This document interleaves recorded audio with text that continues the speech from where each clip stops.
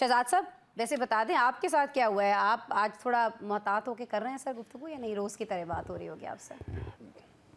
बिस्मिल्लाहिर्रहमानिर्रहीम। बहुत शुक्रिया आसमा।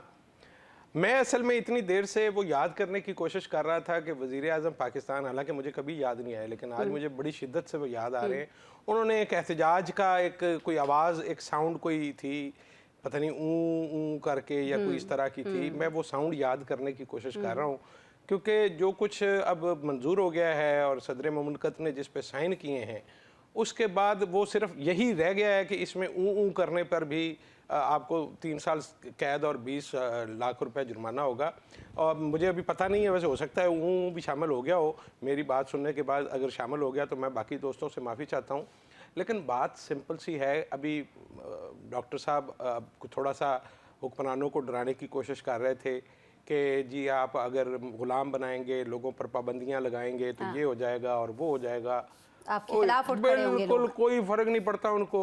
और मैं आपको सच्ची बात बताऊं, मैंने ये आज से फैसला कर लिया है। मेरे सारे दोस्त चाहे मुझसे नाराज हों, मैं आज से हुक्मरानों के साथ हूं।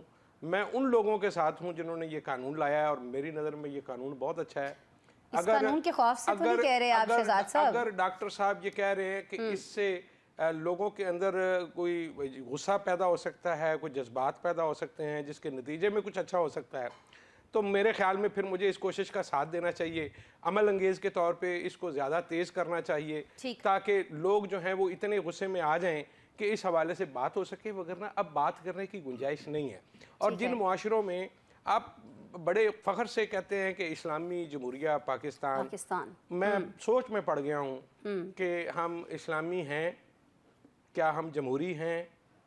पाकिस्तान का मैं कुछ कह नहीं सकता, लेकिन मैं बहुत माजरत खां, आज मैं बहुत रंजीदा हूँ और दिल गिरफ्ता हूँ कि हम किधर जा रहे हैं, दुनिया किधर जा रही है।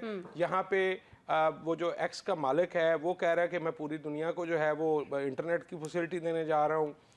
इधर चाइना ने आर्टिफिशियल इंटेलिजेंस के ज़रिए दुनिया में एक नई तब्दीली लाए हैं, और हम लोगों को पत्थरों और गारों के ज़माने में धकेलना चाह रहे हैं। तो मेरे ख्याल में हमारी अकलों पर पत्थर पड़ गए हैं। ठीक है, तो आप अफसुर्दा हैं। आप इस बिल पर मेरे पास अल्फाज नहीं। ठीक है जी। शहजाद साहब कुछ कहना चाह रहे हैं, बताएं शहजाद साहब। देखें, अब मेरा तो देखें ना, जितने भी स्टेक होल्डर हैं उनमें से किसी पे बस नहीं चलता, तो ले दे के काशिफ रफीक मेरे हथे चढ़ सकता है, इसके ऊपर मैं जितनी मर्जी तनकीद करूं मुझे कोई नहीं उठाएगा। तो मैं इनसे ही शुरू करता हूं। हो सकता है कंप्लेन कर दें। मैं कंप्लेन नहीं करूंगा, मैं कंप्लेन नहीं करूंगा। हम आपको देख ही ना पाए। ये देखें, ये अभी फिर मुझे बोलने का मौका नहीं मिला। कुछ उन्होंने दबा लिया, कुछ आप दबा रहे हैं, तो ये हर तरफ इसी तरह की सूरत हाल है। ये कल से कह रहे हैं कि ये जी पहलवान हैं, ये सारी सियासी जमातें। ओ भाई, ये दर्शनी पहलवान है। दर्शनी पहलवान वो होते हैं जो सिर्फ देखने के लिए होते हैं, लड़ाई लड़ने या दंगल के लिए नहीं होते, पहली बात। दूसरी बात ये है कि एक लफ्ज़ है उर्दू का, वो कहते हैं पख। अच्छा, अब पख बड़ी दिलचस्प चीज़ है। जो गधा गाड़ी है, जब वो जा रही होती है तो सम टाइम्स उसके साथ एक बच्चा जो होता है उसको ट्रेंड करने के लिए उसके साथ बांध देते हैं। ठीक। तो वो गधा गाड़ी जब चल रही होती है तो वो जो नया रिक्रूट भर्ती होता है ना वो गधा गाड़ी में, तो वो भी समझ रहा होता है कि ये सारी गधा गाड़ी का बोझ जो है ना मैंने उठा रखा है। तो ये जो सहाफत की पख है ना, हम आज तक यही समझते हैं हम बड़े बड़े जनाब कोई इसमें स्टेक होल्डर हैं, हम सिस्टम में तब्दीली ले आएंगे, हमारे साथ फलाना भी आ जाएगा, हमारे साथ। ओ भाई, अपनी लड़ाई आप लड़नी पड़ती है।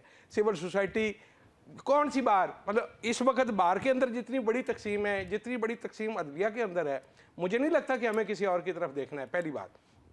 दूसरी बात यह है कि अगर हम ये काशिफ रफीक का हुस्न ज़ान है, कहते हैं जब 5 साल बाद वो चले जाएंगे, इसका मतलब वो अभी भी उनको 5 साल दे रहे हैं।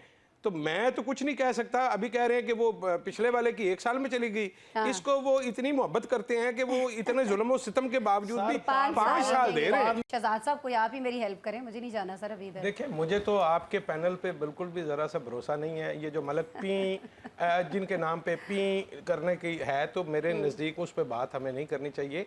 मामला ये है कि रूही कुंजाई साहब ने एक बड़ा अच्छा मिसरा लिखा था। उस मिसरे की खासियत ये है कि उससे पहले और उसके बाद आप जो मर्जी लगा दें, शेर पूरा हो जाएगा। वो मिसरा है, हालांकि इससे फ़र्क तो पड़ता नहीं कोई।